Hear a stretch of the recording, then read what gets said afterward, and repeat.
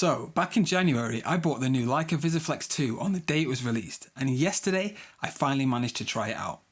Here's my first impressions on whether I think that the new Visoflex 2 for Leica M cameras is worth you spending your hard-earned money on, or not.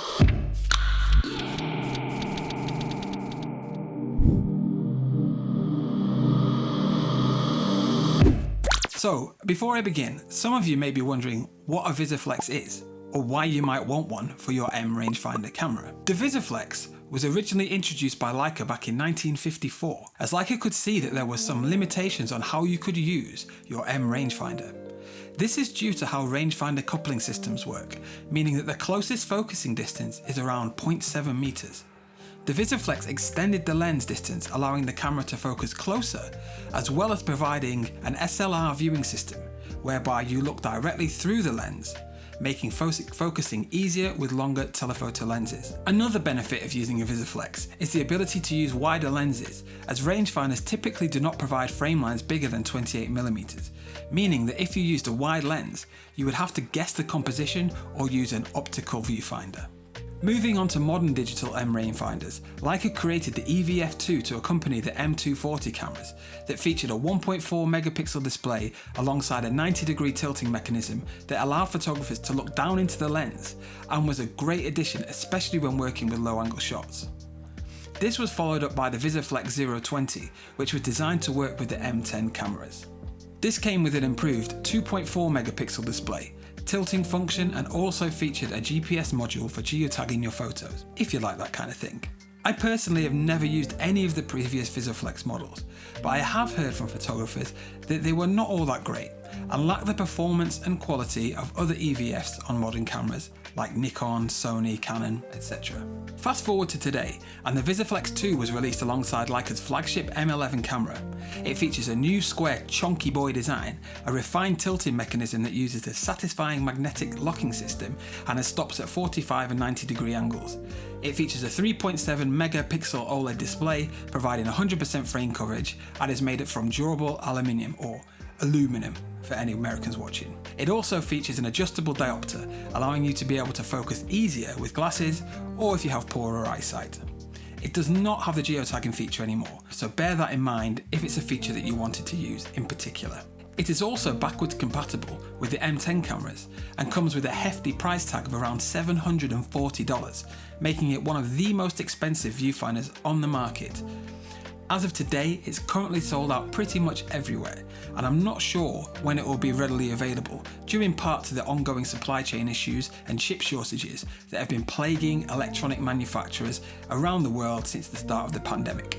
Or is it due to that boat still stuck in the Suez Canal? I don't really know what's happening anymore. Anyway, is it worth this whopping price tag, and how well does it perform on the M10 cameras? Let's find out. So last night I hit the streets armed with my Visoflex, an M10R, an M10 Monochrom, a 50mm Summilux, a 90mm Apo Summicron, and a dream.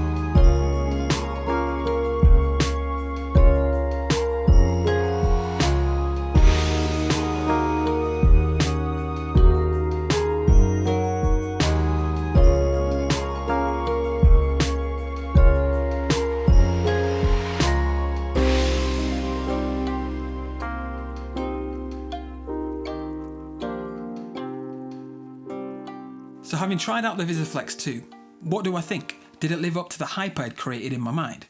Well, it's complicated, and here's why. Firstly, the pros. I love the design. Some may not, however I feel that it's much more refined than older versions. It's chunky, cube body, to me looks good on one of my M10s and feels secure when mounted. It's well built, sturdy, and doesn't feel like it's going to break off or fall off at any time soon. It's a thumbs up from me to the designers on that one. The ability to change the viewing angle is also a welcome addition, and I found that looking down into the viewfinder seemed to make me less conspicuous when shooting street. You just tuck your elbows in and blend into the background, like a ninja, some might say, or not. The screen is very clear and bright, but it does come with some compromises that I will talk about shortly. However, it certainly makes focusing on the 90mm much easier than using the rangefinder patch, and I found that I was hitting focus more consistently with my shots. Now to the cons, and to be honest, these are more due to the limitations of the M10R camera than the actual viewfinder itself. However, regardless of this, it still impacts how well it performs, and ultimately could be a deal breaker on whether you pony up the hefty sum of cash to buy one of these for yourself. Firstly, in order to make the viewfinder compatible with M10 cameras, they've had to reduce the display output, meaning that instead of the nice 3.7 megapixel display you get when attaching this to an M11, you get a downscaled 2.4 megapixel display. This essentially means that you get a much smaller viewing area when looking through the Visoflex. 3.7 to 2.4 is a huge drop in pixel quality, and you are losing over a third of the screen real estate. I believe, and feel free to correct me if I'm wrong, but this is due to the camera and its ability to output a max 2.4 megapixel resolution rather than the Visoflex. However, it is very noticeable when looking through the display, and the resolution is on a par with the earlier model, meaning that if you currently have a Type 20 Visoflex, would it even be worth upgrading, as you're essentially not getting a vastly improved display. Secondly, when using the Visoflex, you're unable to mount a flash to the hot shoe. It may be possible to get a double hot shoe adapter, but I don't know if this is the case, so it's just something to bear in mind. Next, there are some serious lag and screen blackout issues when using the viewfinder, and again I think this is more to do with the camera than the viewfinder itself. However, it's very noticeable and frustrating. If you've ever used an M10 and shot with the live view mode on, you'll notice that there is a delay in taking the picture when you press the shutter, followed by another delay as the screen refreshes. When using the rangefinder with no display switched on the camera, it's much more responsive and you can take pictures much quicker. This annoying quirk carries across to the Visoflex, and so I found that the delay often caused me to miss the shot I was hoping to get, as the lag time from when I pressed the shutter to when the actual shot was taken could be enough for the moment to have passed. Also, if I wanted to take a quick succession of shots, the delay time due to the screen refreshing also meant that, again, the moment had passed and the shot was gone. Annoying. Another complaint, and oh surprise, again, it's more to do with the camera than the viewfinder. Leica's offer some capture assistance that includes both focus peaking and focus zoom, which can be very helpful in some situations. However, for some dumb reason, you cannot use the peaking without the zoom. Obviously, when using the rangefinder, you don't need any of these functions. However, when using a viewfinder, reliable focus peaking can be great to ensure you nail your exposure, especially when shooting wide open and your focus depth is very shallow. There is also another delay when using peaking and zoom. If you zoom into focus and want to quickly take a picture, when you press the shutter, the viewfinder has to zoom back out to its normal view before it takes the shot. Again, this made me miss a few shots and was just an annoyance. Separately, sometimes you don't want to zoom into focus and just want to be able to see the scene you want to shoot as you want it framed. And it would be nice to be able to use peaking in these situations, but no, you can't. And why you can't is a mystery that only the technicians at Leica know. Will any of these issues be resolved in future updates? Probably not. So it's just something you have to be prepared to compromise with when using a Visoflex or an M10 camera. So what's my initial verdict? Well, again, it's complicated. Rangefinders are not designed like or meant to be used like an SLR. The rear screen and Visoflex are not really meant to be used for this style of camera and shooting. Granted, the Visoflex has some use cases where it can be beneficial, but ultimately, the operation is sluggish and frustrating. If you're thinking of buying a Visoflex with the hope that it will turn your rangefinder into a decent SLR, then you will be very disappointed. If you want an SLR, get the Leica SL2 or 2S, a Nikon, Canon, Sony, or any one of the dedicated SLR designed cameras that will vastly outperform an M10 with the Visoflex in every way. The 2.4 megapixel viewfinder that you get when pairing this up with an M10 is poor by today's standards. Plus, once you add in the lag time, screen blackout, peaking issues and so on, it just does not perform well at all, especially considering the price tag. For someone like me who shoots street, speed is one of the best tools in our arsenal, which is why a rangefinder with zone focusing has been the choice of many of the most prolific and world-renowned street photographers throughout history. When you slap a Visoflex on your M10, you lose everything that makes the rangefinder so unique and such a good choice for street photography, and you turn your speed machine into a cumbersome, clunky box of frustration. Now, with all that said, there are still some merits to getting a Visoflex, but you need to understand that these benefits are few, but beneficial in certain situations.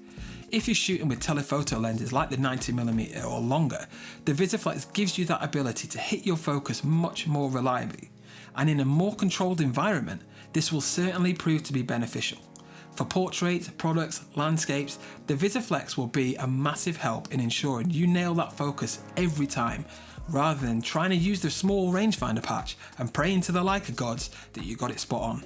For anything fast moving, sports, wildlife, street, etc., the Visoflex is just not the one, and will end up making you want to throw your camera at the wall due to the amount of moments you miss because of its technical limitations and slow workflow. So do I regret buying it? Well, no. Like anything, you have to understand its limitations in order to understand how best to use it. I think it's another tool to have in your arsenal, but only for specific situations, and it's certainly not going to be replacing my optical rangefinder for 99% of what I shoot anytime soon. Is it worth you buying? Well, that depends on what you shoot and how you like to shoot.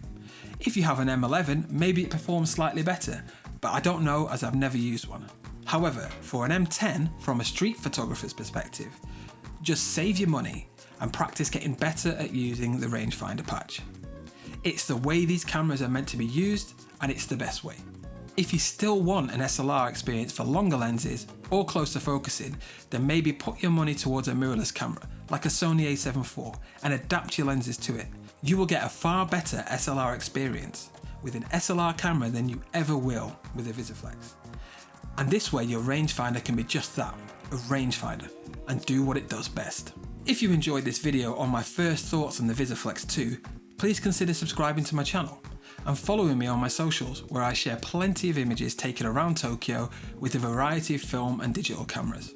Links can be found in the description, and please feel free to drop any thoughts or comments down below, as I would love to hear what you think of the Visoflex 2. Will you be buying it? Do you already have it and love it? Let me know, it would be great to hear your perspective. And thanks for taking the time out to check out this video. Peace.